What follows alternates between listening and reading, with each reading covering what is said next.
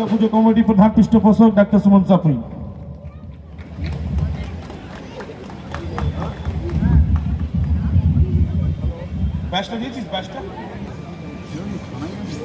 আমাদের উলবেড়িয়া পূর্ব কেন্দ্রের বিধায়ক সম্মানীয় বিদেশ রঞ্জন বোসকে বরণ করবেন।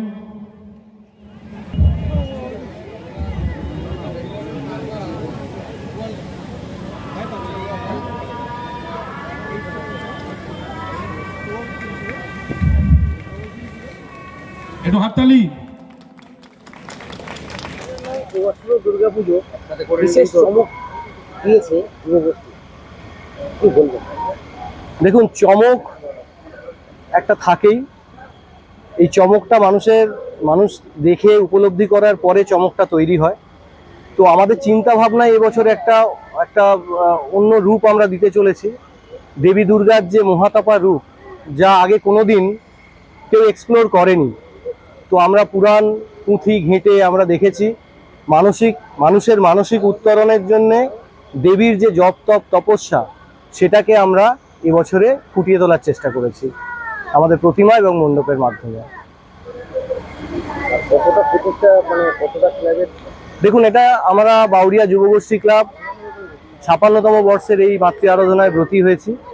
তো আমরা প্রায় 3-3.5 মাস আগে থেকে প্রত্যেকটা ডিপার্টমেন্টাল কারিগর তারা আমাদের এখানেই সমস্ত কিছু হাতে তৈরি করেছেন। আমাদের প্রতিমা এখানে তৈরি হয় এবং আমরা এই 3-4 মাস আমরা পুজোর সঙ্গেই একাত্মবোধ করি। তো প্রত্যেকটা মানুষই আমাদের পরিবারের সদস্য মনে হয়। তো তাদেরকে সঙ্গে নিয়ে আমরা এই অনন্য রূপ প্রদান করেছি। তবে সবকিছু জাজমেন্ট মানুষ করবে।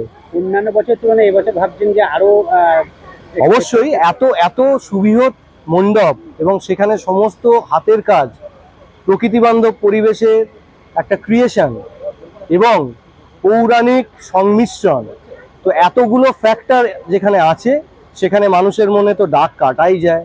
তো সেই কনফিডেন্স নিয়ে আমরা এগিয়ে চলেছি।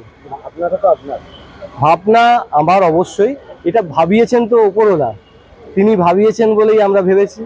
আমরা সবাই এখানে আমাদের 365 জন সদস্য, আমরা সবাই ভেবেছি। মুখ্যমন্ত্রী আজকে ভার্চুয়াল উদ্বোধন করলেন, আমরা খুব খুশি।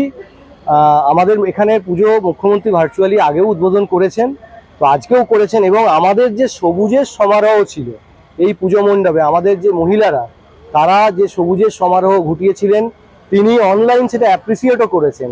এটা আমাদের সার্থকতা।